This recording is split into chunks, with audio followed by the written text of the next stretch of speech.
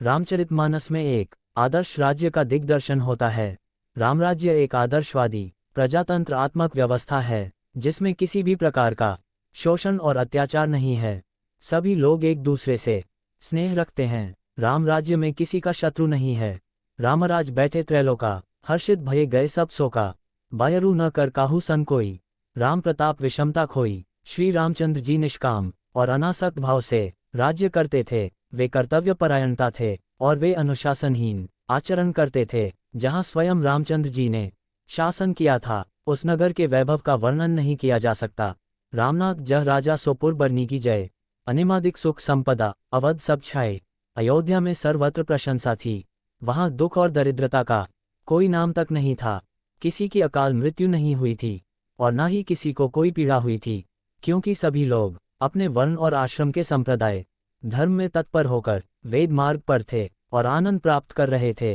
राम राज्य में दैहिक दैविक और भौतिक ताप किसी को नहीं सताते थे। राम का राज्य कल्याण मानव के आदर्शों से युक्त एक ऐसा राज्य था जिसमें निस्वार्थ प्रजा की सेवा, आदर्श न्याय व्यवस्था, सुखी और समृद्ध विवाह समाज व्यवस्था पाई गई थी। स्वयं श्री रामचंद्र जी ने नगरवासियों की सभा में ये स्पष्ट घोषणा की, भाइयों, अगर मैं कोई अनीश की बात कहूँ तो तुम लोग मुझे रोक देना। वैदिक धर्म की रक्षा के लिए भगवान श्री राम का अवतार हुआ। मारीच रावण को समझाते हुए राघव के गुणों का वर्णन और रावण को सात मान के संदर्भ में कहा गया है। रामो विग्रहवान धर्म साधु सत्य प्रक्रम राज सर्वस्य लोकस्य देवनामिव वासव। अर्थात श्रीराम साक्षात विग्रहवान धर्म है, वह साधु और सत्य रूपी है। जैसे इंद्र संपूर्ण जगत के अधिपति हैं, उसी प्रकार श्री राम संपूर्ण जगत के राजा हैं। संपूर्ण भारतीय समाज में समान आदर्श के रूप में भगवान रामचंद्र को उत्तर से लेकर दक्षिण तक सभी लोगों ने स्वीकार किया है। उत्तर में गुरु गोविंद सिंह जी ने रामकथा लिखी है, जो पूर्व की ओर की कृति वास रामायण नामक पुस्तक है। महाराष्ट्र में भावार्थ रामायण मठ, हिंदी भाषा क्षेत्र में कवि कुल चूड़ामणि गोस्वामी तुलसीदास जी की श्रीरामचरितमानस सर्वत्र प्रसिद्ध है। सुदूर दक्षिण में महाकवि कंबन द्वारा लिखित कंब रामायण अत्यंत भक्तिपूर्ण ग्रंथ है। मनुष्य के जीवन में सभी आरोपों को पूर्ण एवं उत्तम रूप में लागू करने वाले प्रभु रामचंद्र के चरित्र के समान दूसरा कोई चरित्र नहीं है। वर्तमान समय में रामनीति की अत्यंत आवश्यकता है, क्योंकि संपूर्ण विश्व गुरु वामनस्य और आर्थिक संकट से जूझ रहा है।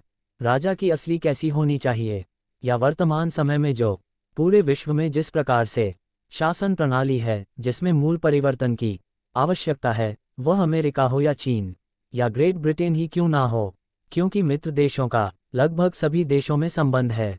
शासन सत्ता को बनाने के लिए करते हैं। शासन सत्य के बलमत्स्य न्याय के आधार पर चलती नहीं है। हमारे देश का अप्रतिम शासन सत्ता का मानक रामराज्य ही है। रामचरितमानस में महामना श्री मदन मोहन अंतर्विरोध के शब्द हिंदू सभ्यता के आदर्शों का इतिहास है, वह सदा पढ़ने और मनन करने योग्य है। रामायण की कविता में उनका अपमान करना बताया गया है। रामायण में हिंदू गृहस्थ जीवन का आदर्श बताया गया है। मैं चाहता हूं कि सभी लोग प्रतिदिन नियमपूर्वक रामायण का पाठ करें और इसमें बतलाए गए मार्ग पर हिंदू जाति को पुनः स्थापित करके राम राज्य के सुख भोगने वाली रचना करें।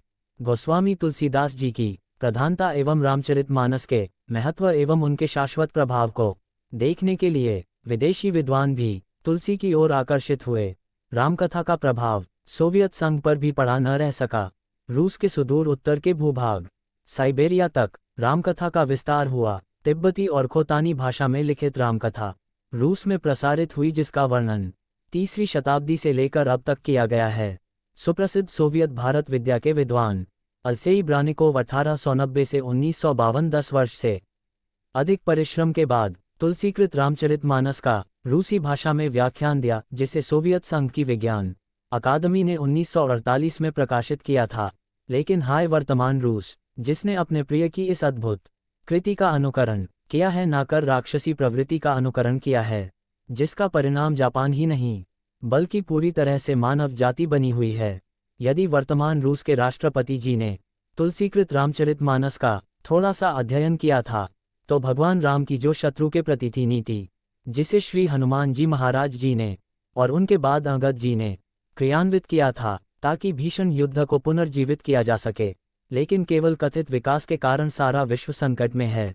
यही पद्धति हमारे वर्तमान भारत में भी है, जहां निम्न वर्ग आय के लोग और मध्यम वर्ग आय के लोग आने वाले खाद्य संकट से राख हो जाएंगे, क्योंकि यहाँ राम का नाम कालनेमी ले जा रहा है, जो रावण का हितैषी है और रावण को गोस्वामी जी ने कहा है प्यार का सूचक है। पूरे भारतवर्ष में सत्ता से गठबंधन है।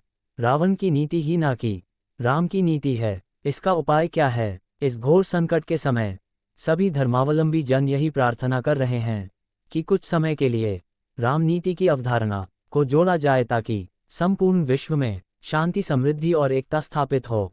दोस्तों, उम्मीद है कि आपको यह वीडियो पसंद आया होगा। इस पोस्ट को अपने दोस्तों और परिवार के साथ जरूर शेयर करें और वीडियो को लाइक करें, चैनल को सब्सक्राइब करें और भी ऐसे ही वीडियो देखने के लिए।